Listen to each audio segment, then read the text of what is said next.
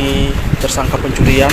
Sosok Aibda J, oknum polisi yang rampok polisi, curi uang Rp225 juta dan emas 300 gram, ternyata sudah sering beraksi. Aibda J, 44, seorang oknum polisi di Kota Sorong, Papua Barat Daya ditangkap. Ia dilaporkan melakukan perampokan uang senilai Rp225 juta dan emas 300 gram di rumah anggota polisi juga di Sorong. Saat kejadian, rumah dalam kondisi kosong karena korban yang merupakan anggota Polairut sedang membawa istrinya berobat ke rumah sakit. Dari CCTV di lokasi kejadian, terungkap pelaku pencurian adalah Aibda J.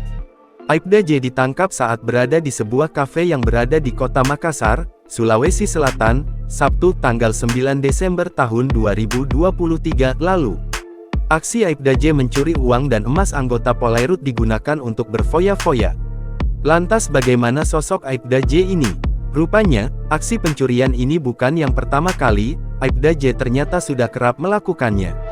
Kapolda Papua Barat, Irjen Pol Danil Tahi Monang Silitonga mengatakan, Aibda J sebelumnya merupakan anggota BRIMOB.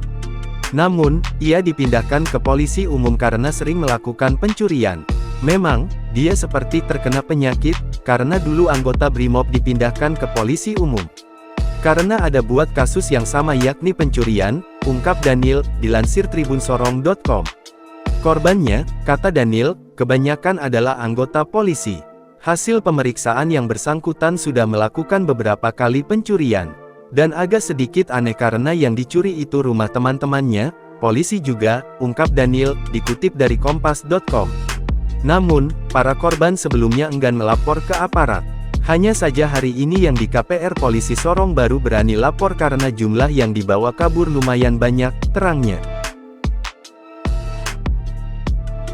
Download Tribun X sekarang, menghadirkan lokal menjadi Indonesia.